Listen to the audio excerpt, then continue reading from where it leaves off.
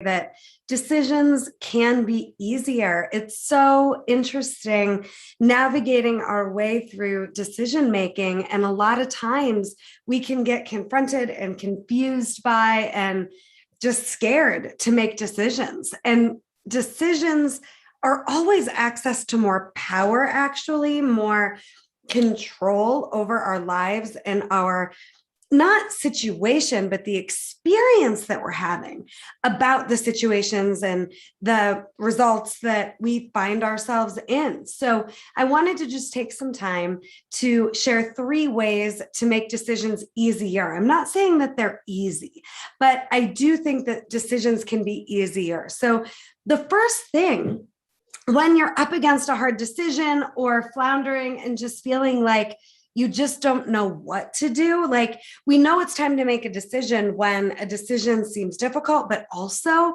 when a decision just feels like the last thing to do. Like, you just don't know what to do at all. So decisions making becomes more stressful. That's the time to figure out your next decision. So number 1, you've got to trust that you have the answer. When it feels super hard is when it's easy to think other people have the answer or someone else maybe should be guiding and telling you what to do. But no, you've got the final answer, the final say. You are the lifeline.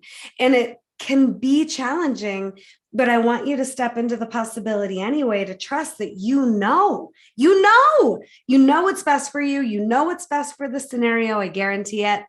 And we learn to doubt ourselves. And when decision making gets difficult, doubt gets high, and that access to trusting that we have the answer can seem far away or non-existent. But I want you to trust that you do know, not maybe big picture what should happen, but at least the next right step. Trust that you've got it. And I know that when we try to decide for other people, it doesn't work out. And I have definitely been guilty of that. And when I've wanted other people to decide for me, and when I see other people thinking that someone should be deciding for them, it doesn't work out well either. So trust that you know at least what the next right step is. The second thing is, when you know what you don't want, it gives you access to what you do want every single time. So if you need to start by writing down in the situation that you find yourself in, here's what I don't want to happen. Go there first and then just right next to it, well, what would I want instead?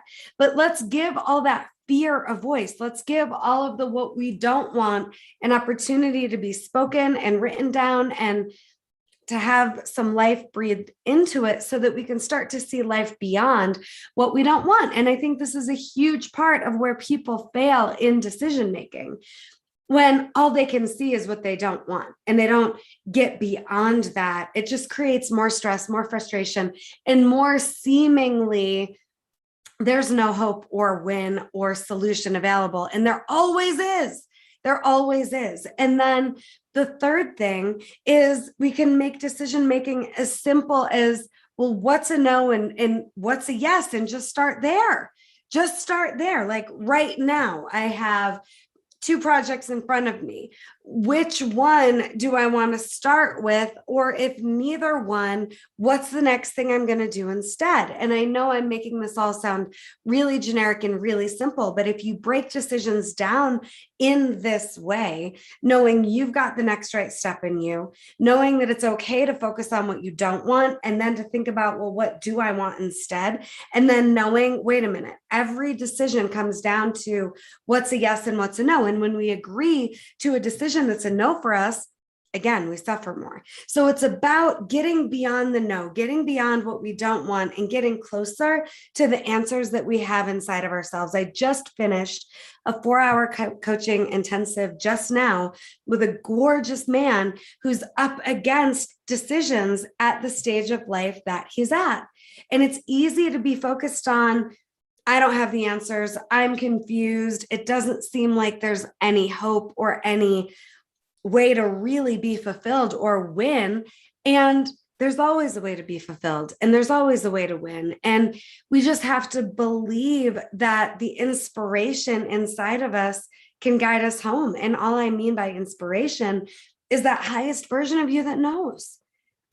And you know what you're tolerating, you know what you're avoiding, you know what you actually want if you would be brave enough to let yourself commit to and pursue it.